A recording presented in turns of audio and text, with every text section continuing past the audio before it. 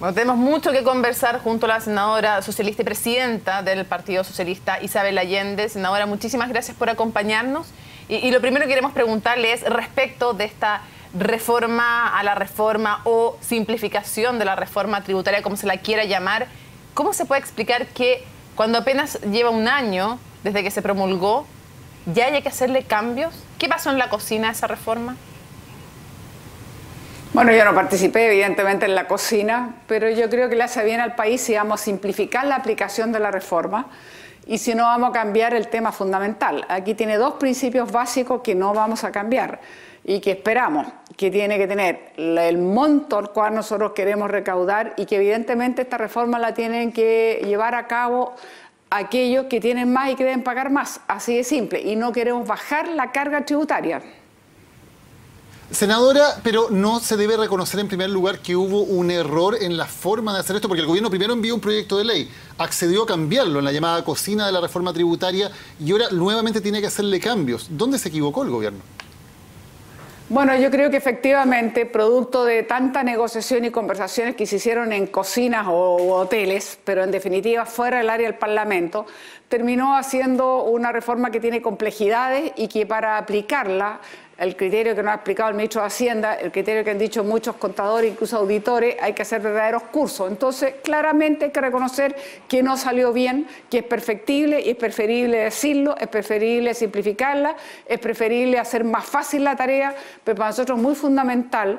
Tenemos que recaudar, no se trata de bajar el monto y evidentemente que hay que simplificarla para que la gente pueda hacerlo y evitar las elusiones o evasiones.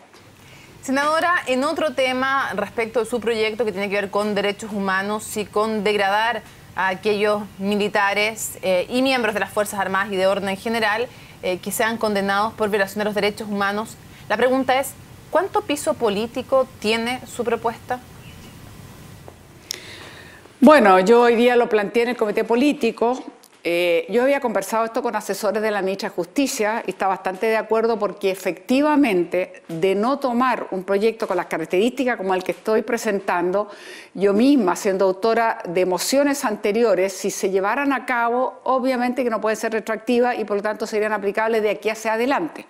Mientras que nosotros, sobre todo mi asesor jurídico, estudiando el tema, pudimos detectar que efectivamente, y esto es lo interesante y lo importante, a través de la declaración de nulidad de derecho público, de los derechos entonces, a través de la nulidad de derecho público, de aquellos casos, de aquellos militares que fueron ascendidos o iban ascendiendo, pero también iban como incurridores o autores de graves violaciones a los derechos humanos, y esto fehacientemente comprobado, uno puede perfectamente decir entonces que no obedece entonces y por eso corresponde, no obedece a lo que son, por supuesto, la vigencia del respeto de las leyes e incluso los tratados internacionales y por lo tanto se puede declarar que efectivamente tiene este vicio de nulidad pública, que para que nos entendamos bien no implicaría quitarle, por ejemplo, pensiones, solamente significaría que uno dice, mire, esto estuvo viciado y por lo tanto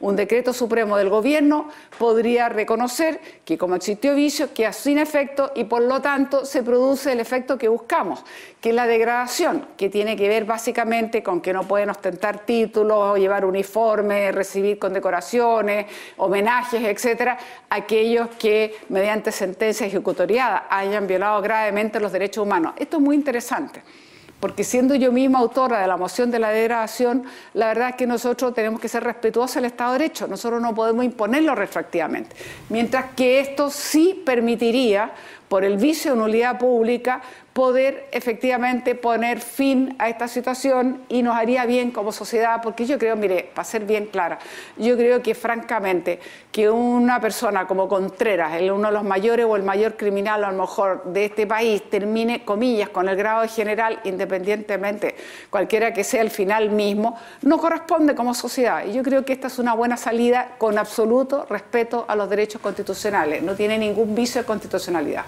Senadora, ¿cómo se explica que recién ahora estemos discutiendo esto, siendo que hay, como usted mismo decía, mociones que se han presentado hace varios años. Lo mismo con el tema de la cárcel de Punta Peuco. De hecho, fueron los gobiernos de la Concertación los que abrieron el penal Cordillera y fue un presidente de derecha el que cerró el penal Cordillera. ¿Cómo se explica? ¿No hay voluntad política en Chile? ¿Es que los temas no tienen prioridad? ¿Por qué solamente cuando ocurren estas cosas es que el tema tiene actualidad por un tiempo y luego se parecen diluir iniciativas como esta?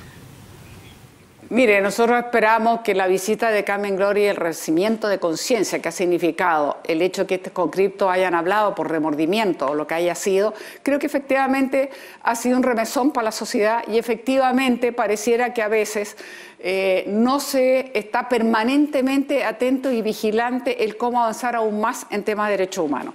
Este es un país que no deja de tener y hay que reconocerlo así, nosotros tenemos casi 900 casos abiertos. Aquí tenemos y sometida a la cárcel toda la cúpula mayor de la DINA. Manuel Contreras muere en un hospital, es cierto, pero Manuel Contreras estaba condenado a sobre 529 años. Es decir, ha funcionado con lentitud, con obstrucciones, sobre todo al inicio, pero ha funcionado una justicia, aunque no suficiente y a veces lenta. Parte de esa lentitud tiene que ver también con nosotros mismos, nuestra responsabilidad, porque en algunos casos puede ser que sean mociones nuestras, que podamos presentarlas y no se han tramitado con la debida prontitud. Yo misma presenté hace más de 2 años esta moción de degradación, no la que actualmente he presentado hoy día, creyendo que con eso uno podía dar una señal importante a futuro, pero después me di cuenta que no permitía, como dije, para casos pasados, incluso ya póstumos. En cambio, esta que ha sido estudiado hace ya unos cuantos meses por mi asesor jurídico, exhaustiva y rigurosamente, creemos que sí puede dar una respuesta e incluso puede aplicarse póstumamente. Y lo que estamos haciendo es eso. Directamente, ¿usted espera que la presidenta Michelle Bachelet cierre Punta Peuco? Sí, yo espero que en este gobierno nuestro, mi gobierno, me gustaría ver que se cerrara Punta Peuco. Aunque se diga que cumpla con régimen carcelario, creo que no podríamos ser menos que en el gobierno de Piñera que se cerró Cordillera. Sin embargo, quiero recordar a la ciudadanía que fue muy polémico, pero la razón por la cual en definitiva se tuvo que levantar Punta Peuco, porque todos asistimos y vimos la rebeldía de un Manuel Contreras, el cómo se refugió en Sangra, cómo se fue al sur, cómo trató de que sus compañeros de armas, en fin, se insubordinaran, generó una cantidad de problemas suficientemente grande que al final hubo que construir un Punta Peuco. Hoy día se supone que tiene un régimen carcelario como cualquier otra. Sin embargo, yo misma soy autora y quiero también eso ser clara y tajante. No podemos otorgar beneficios de libertad o beneficios carcelarios a aquellos que han sido condenados por graves violaciones a los derechos humanos. También es un paso más. Entonces, así vamos a ir efectivamente avanzando, que ya ha habido, por cierto, algunos hechos como lo que yo he señalado, pero todavía siempre se puede hacer más. Punta Peuco, porque es un ícono, se tuvo que levantar para que Manuel Contreras finalmente lo pudiera ir a la cárcel. Senadora, así de simple y así de vulnerable hasta ese momento nuestra democracia. Senadora, ¿qué tan tenso siente usted que es el actual momento de la nueva mayoría? Se lo pregunto fundamentalmente por las declaraciones que hemos escuchado desde la democracia cristiana, por ejemplo, del senador Ignacio Walker, diciendo que hay un poder que está en los ministros también y no solamente en la presidenta, o del senador Jorge Pizarro dejando la puerta abierta para que la DC salga de la nueva mayoría.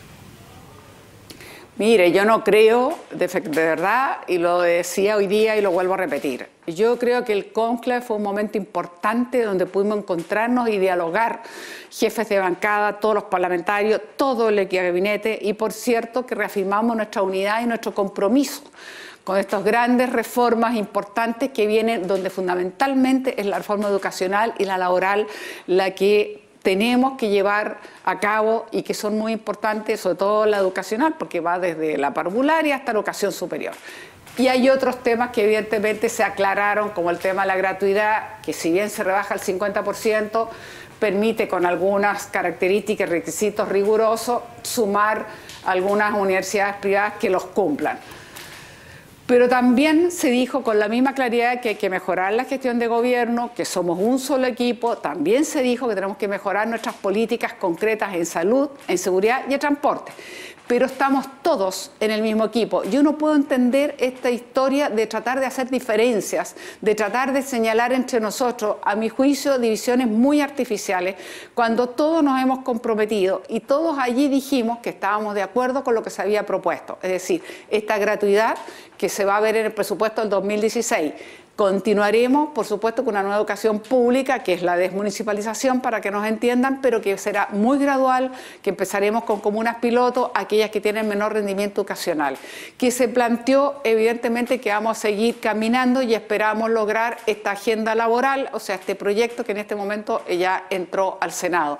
Entonces tenemos compromisos concretos, yo creo que hay un acuerdo para cumplir los compromisos, es natural que haya algunas diferencias entre nosotros, que haya mirada diferente.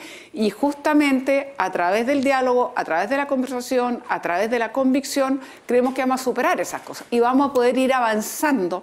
Pero yo no entiendo lenguajes de ni ganadores ni vencedores, ni amenazas que me voy o no me voy, porque yo creo que a todos nos une una mirada que hicimos en conjunto. Cuando se hizo el programa, cuando se planteó esta reforma, no era por capricho, era porque teníamos la convicción que si bien este país ha crecido y mucho, es tremendamente desigual. Okay, es un país que de verdad tiene una enorme injusticia y esta es la razón de ser de estas reformas. Estamos en el tiempo, solamente para cerrar y para que quede absolutamente claro. ¿Usted no entiende, por lo tanto, y no le parece comprensible el lenguaje que han utilizado los senadores Pizarro y Walker? Me cuesta entenderlo. Muchas gracias, senadora Isabel Allende. Muy buenas noches. Encantada. Buenas noches.